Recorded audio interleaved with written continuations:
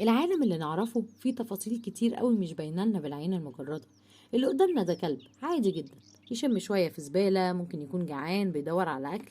ما نعرفش إنه من شمة واحدة قدر يتواصل مع كلاب كتير قوي حواليه، ويعرف كمان نوع الكلب سواء ذكر أو أنثى، وإنه لما بيعمل حمام ده بالنسبة لنا كلب قذر بيوسخ الشارع، مع إنه كده بيعرف العالم كله اللي حواليه إن هو موجود وإنه هنا.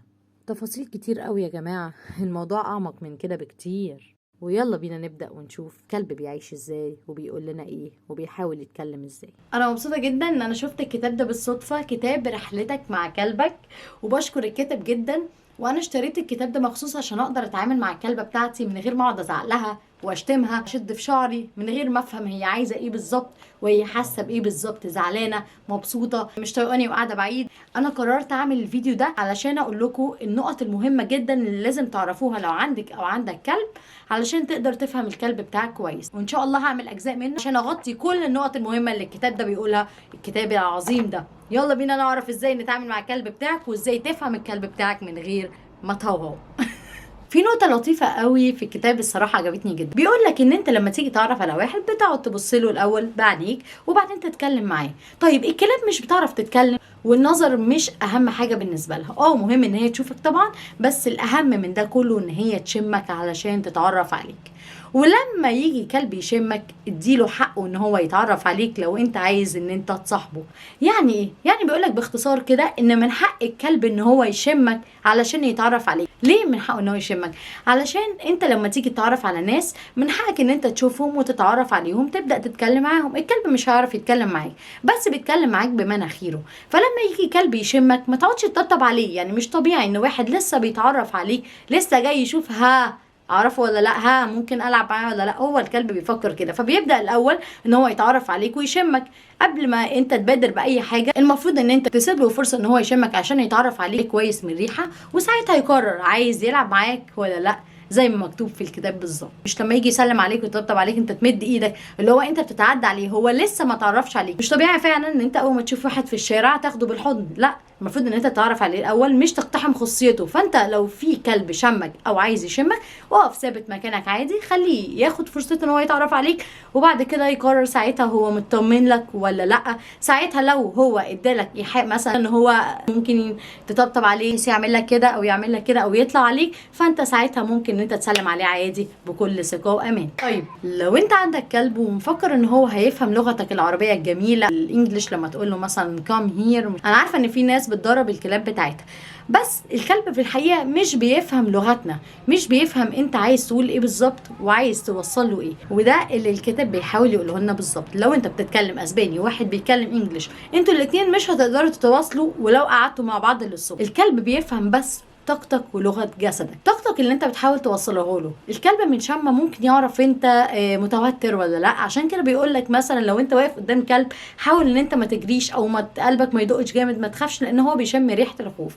وزي ما بيشم ريحه الخوف هو بيشم حاجات كتير قوي، ويقدر يعرف حالتك النفسيه ومزاجك كويس قوي. النهارده انا عملت تجربه في الكلبه بتاعتي وقلت لها شتيمه، وقلت لها كلمه حلوه، بس قلت لها شتيمه بتون كده يا حيوانه يا زباله، فلقيتها بتيجي عليا وعايزه تتحضر. وبعدين قلت لها يا روح قلبي، ولقيتها مشت وجرت وخافت. ففعلا الكلاب الطاقه اللي جواك او لغه جسدك. لو انت متعصب ومتنرفز جدا على كلبك وعمال تزعق جامد قوي، هتلاقيه اخد من طاقتك وهتلاقيه توتر جدا، هتلاقيه خاف منك وبيجري. ففعلا الكلب بياخد من طاقتك. عشان كده لو واحد مثلا فرحان هتلاقي الكلب دايما فرحان، لو واحد مثلا مش فرحان قوي هتلاقي الكلب بتاعه برضو كئيب وقاعد وزعلان. ففعلا ان الكلب بياخد منك حاجات كتير قوي اكتر ما تتوقع.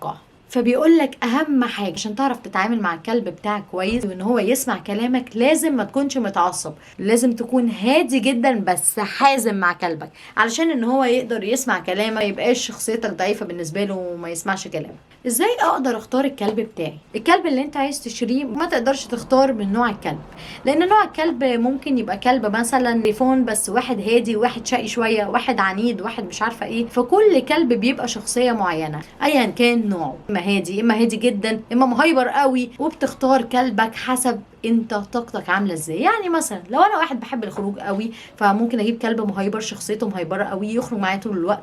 طب لو انا مثلا مش هقدر امشيه كل يوم، عايز كلب كده بيتي كده حنين، فممكن اجيب مثلا، حسب انت طاقتك عامله ازاي تجيب الكلب ازاي. وبيقول لك ان انت مثلا لما تروح تشتري الكلب ما تروحلوش مره وخلاص وتركز على سلوكه المره دي، لان ممكن يكون هو لعب كتير مثلا قبل ما انت تيجي، فهو مفرهد على الاخر فمش قادر يلعب، فانت تفكره ايه، الله ده كلب هادي. لا هو مش هادي، هو لعب كتير قوي وانت جيت في الاخر. فبيقول لك روح له على فترات متباعده عشان تقدر تعرف طاقته عامله ازاي بالظبط. ازاي تقدر تفهم الكلب من ديله؟ عندنا معلومه شائعه وغلط جدا ان الكلب لو ديله مهزوز فهو كده مبسوط قوي وتعالى بقى سلم عليه واحضنه تلاقيه بيهوى عليك. لا، الكلب ممكن يبقى بيهز ديله بس مش بسبب سعاده هيموت ان هو يسلم عليك، ممكن يكون سبب تاني خالص. حركه الودن بتفرق، حركه العين بتفرق، الوقفه نفسها بتفرق، ديلها نفسه بيفرق. كل دي ممكن نفهم منها الكلب هو حاسس بايه دلوقتي حالا من كل ده.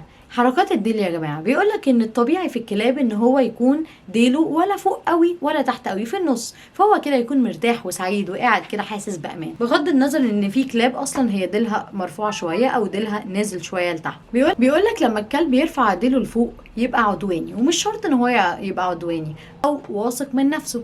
طيب بيقولك لو الكلب ديله لتحت بين رجليه، حطه كده من رجليه، يبقى هو كده كاشش وخايف منك عشان انت غالبا عمل مصيبه وهتقتله. في حركتين لهز الديل، بيهز الديل قوي يمين وشمال بس جاي اكتر ناحيه اليمين، فهو كده مبسوط الحمد لله، هو مستقانيوس. طيب لو الكلب هز ديله يمين وشمال بس ناحيه الشمال اكتر، يبقى الكلب مش مبسوط خالص، ودي مش مشاعر ايجابيه وهو عايز يهجم في اي وقت، خلي بالك.